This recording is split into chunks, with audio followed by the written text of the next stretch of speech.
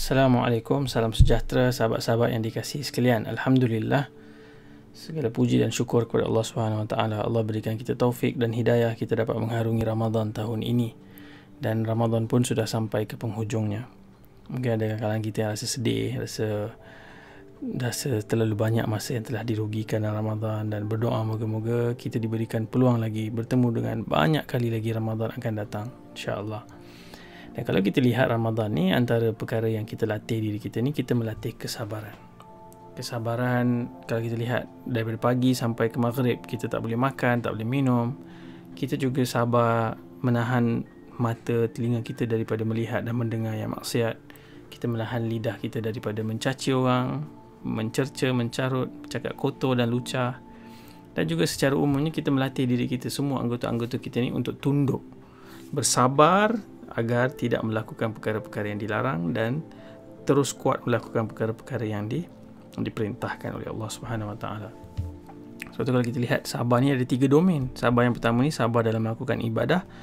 Domain yang kedua sabar dalam meninggalkan maksiat, dan sabar yang ketiga adalah sabar dalam berdepan dengan takdir Allah Subhanahu Wa Taala yang menyakitkan. Misalnya hilang pendapatan, hilang harta, hilang ahli keluarga, hilang kesihatan, dan pelbagai lagi ujian-ujian yang Allah Subhanahu Wa Taala berikan. So sabar ini satu konsep yang sangat penting dan besar, tema besar dalam Quran dan hadis Nabi SAW.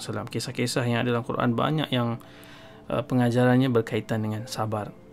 Kerana sabar ni memang special. Allah Subhanahu Wa Taala bahkan menyebut tentang sabar. Orang yang bersabar ni pahala dia diberikan tanpa batas. Dia tak ada matriks ukuran berapa jumlah pahala. Allah akan bagi bighairi hisab. Allah sebut dalam surah Az-Zumar ayat yang ke-10, innama yuwaffas sabiruna ajrahum bighairi hisab. Sesungguhnya orang-orang yang bersabar dicukupkan, diberikan pahala bighairi hisab, tanpa ada hisab, tanpa ada ukuran ataupun ada batasan. Dan kalau kita lihat, Ramadan tahun ini barangkali adalah Ramadan yang paling menguji kesabaran kebanyakan kita berbanding Ramadan-Ramadan sebelum ini.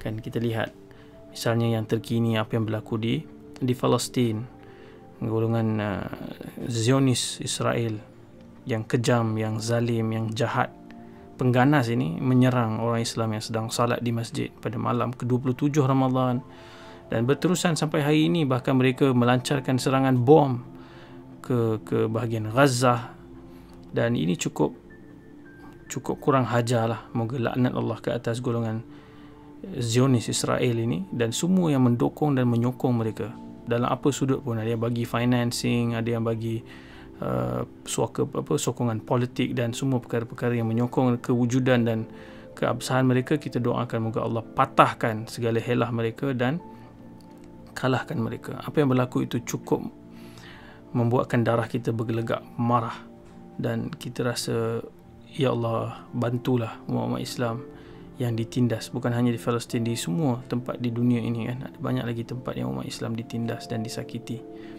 yang tak sempat kita nak catch up dengan begitu banyaknya insiden-insiden. Dan tak lupa juga negara kita sendiri juga dalam keadaan yang cukup menguji kesabaran. Ramai daripada kalangan kita seminggu terakhir ini mungkin ramai yang begitu marah kan, dengan keadaan pengumuman yang berubah-ubah, SOP yang berubah-ubah. Dan yang terakhir ini, barangkali harapnya yang terakhir lah, kita diletakkan dalam keadaan perintah kawalan pergerakan seluruh negara, dan kita hari raya dalam keadaan tak boleh ziarah siapa-siapa. Kita hanya dibenarkan ziarah dalam rumah kita je, daripada bilik ke bilik, daripada ruang tamu ke dapur, begitulah. Jadi ini semua perkara-perkara yang membuatkan kita kadang-kadang hilang kawalan. Kita mula meluahkan marah itu tergelincir, kadang-kadang terlampau dengan caci maki, dengan perkataan-perkataan kotor, lucah, ataupun kita mungkin melempiaskan marah tu sampai terkena pada orang yang tak sepatutnya kena. Ahli keluarga kita, kadang-kadang frontliners, mereka tak ada pun sebenarnya buat salah. Mereka diletakkan dalam situasi mereka terpaksa mengikut arahan mereka, tapi mereka bekerja sesungguh mungkin untuk melaksanakan apa yang telah ditetapkan. Okay. Jadi keadaan ini memang cukup sukar, dan perasaan marah ini kita perlukan latihan, sebab marah ni bukan senang untuk kita nak kawal. Dan kesabaran itu juga satu perkara yang cukup tinggi kualitinya untuk kita develop. Sebab tu sabar ni Allah bagi pahala tanpa batas, sebab orang nak capai level sabar ni susah. Dan antara lain kita berusaha, ada guru yang mengajar kita tentang sabar dan latihan kerohanian ini. Kita juga dianjurkan dan digesa untuk berdoa kepada Allah Subhanahu Wa Taala. Dalam Quran, dalam hadis ada doa-doa yang berkaitan dengan sabar. Dan salah satu doa yang menarik ini kita lihat dalam surah Al-A'raf, surah yang ke-7 ayat yang ke-126. Allah Subhanahu Wa Taala ajarkan kita, Allah ungkapkan, petik doa ini dan sebut kepada kita, moga-moga kita pun berdoa dengan doa ini. Rabbana afrigh alaina sabran wa tawaffana muslimin.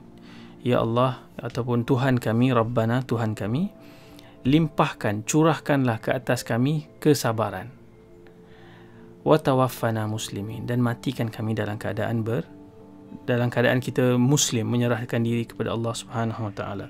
Kalau kita lihat Rabbana itu antara panggilan yang mustajabkan doa. Kita memanggil Allah dengan nama Rabbun, Rabbana, Tuhan kami. Afrigh alaina, ya Allah, curahkanlah, limpahkanlah kesabaran ke atas kami. Dan para ulama tafsir menyebut Allah menggunakan perkataan afrigh ini seolah-olah menggambarkan hati kita ni satu bekas yang kosong. Apabila dia kosong, dia marah, dia tak terkawal. So Allah, kita minta Allah curahkan kesabaran dalam kalbu kita, dalam jiwa kita, supaya dia penuh dengan kesabaran, dan kita boleh menghadapi ujian-ujian, tekanan-tekanan yang kita lalui ini dengan rasional. Sebab banyak kali kalau kita hilang kesabaran, kita akan buat keputusan yang kemudian kita akan menyesal. Okay? Dan kita kena ingat, bila kita sebut tentang sabar, dia bukan lemah tau. Dia bukan, oh dah tak boleh buat apa, sabarlah. Bukan begitu. Sabar ni kekuatan. Sabar ni strength. Dia bukan weakness. Dan sabar ini juga bukan pasif. Bukan duduk diam dah nak buat macam mana kan. Tak, dia sabar ni aktif. Itu yang kita belajar daripada sirah Nabi SAW dan kisah para Nabi. Walaupun mereka dihina, diseksa, ditekan, disakiti, mereka terus bergerak ke hadapan, mencari jalan dan tidak membiarkan diri mereka terus ditekan dan dipijak begitu. Kita tidak diajarkan untuk melemah. Kita diajarkan untuk menguatkan diri dengan kesabaran. Sebab tu contohnya ada satu peristiwa dalam sirah Nabi SAW. Nabi sedang salat di depan Kaabah. Ada beberapa orang gangster besar Quraisy ni, mereka buat pertandingan. Siapa yang berani ambil perut unta, tahi unta, usus unta yang lepas sembelih itu letak atas Nabi SAW yang sedang sujud. Lalu ada seorang ni pergi ambil, Uqbah ibn Abi Mu'ayth. Dia pergi ambil, dia letak atas Nabi SAW.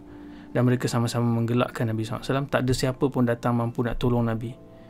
Pada ketika itu, semua orang rasa mereka tak ada keupayaan itu untuk datang dan membela Nabi. Dan antara perkara yang Nabi lakukan, di samping Nabi bersabar dan Nabi memiliki hati yang kuat untuk berdepan dengan tekanan itu, Nabi juga berdoa. Sebab tu kesabaran ini juga salah satu cara untuk kita channel kemarahan kita dengan doa itu. Kita merayu dan merintih kepada Allah Subhanahu Wa Taala. Dan Nabi doa pada ketika itu, Allahumma alaika bi Abi Jahal, Allahumma alaika bin Nadhr ibn Harith, Allahumma alaika bin Uqbah ibn Abi Mu'ayth. Nabi sebut 7 orang nama. Ibnu Mas'ud kata ada 7 orang nama, dan ke-7 itu mati dalam perang Badar, dicampakkan ke dalam perigi buta, mati dalam keadaan hina. So kalau kita dalam keadaan mungkin ada ketikanya dizalimi, dan orang yang dizalimi, doa dia dengan Allah SWT tidak ada hijab. So doa, lepaskan kemarahan itu dalam doa. Jangan kita sakiti orang yang tak bersalah, sama ada sakiti melalui perkataan maupun fizikal lah. So kita berdoa kepada Allah SWT. Dan hari raya tahun ini saya fikir tema besarnya adalah kesabaran. Selalunya bila sebut raya kita sebut kemaafan, kerinduan, kita sebut tentang kesyukuran. Tapi Ramadan ataupun raya kali ini, Syawal kali ini, saya fikir kita semua beraya dalam keadaan sabar. Dalam keadaan kita tak dapat balik kampung, kita terpaksa tak boleh ziarah pun kan, tak boleh keluar pun, tak boleh ziarah pun jiran-jiran kita hanya boleh ziarah dalam rumah kita aja. Dan itu semua menuntut kesabaran yang tinggi. Jadi kita cuba kawal diri kita sebaik mungkin. Jangan kita lempiaskan kemarahan dalam bentuk caci maki dan perkataan-perkataan yang kotor. Itu tidak diajarkan oleh Nabi SAW. Tapi kita doa kepada Allah SWT, moga Allah bagi kita kekuatan. Rabbana afrigh alaina sabran wa tawaffana muslimin. Ya Allah, Tuhan kami, Rabb kami, limpahkan kesabaran kepada kami dan matikanlah kami dalam keadaan Islam, berserah diri bulat-bulat kepada Allah. Itu yang penting tu, kita tak serah diri kepada mana-mana manusia, tidak politikus, tidak agamawan, tidak golongan diraja. Kita menyerahkan diri semata-mata, sepenuhnya kepada kepada Allah Subhanahu Wa Taala. Moga Allah jadikan kita orang-orang yang bersabar, yang kuat, yang aktif, yang bergerak ke hadapan dan berupaya mengubah keadaan yang zalim kepada keadilan, insya-Allah. Jumpa lagi. Sekian. Assalamualaikum warahmatullahi wabarakatuh.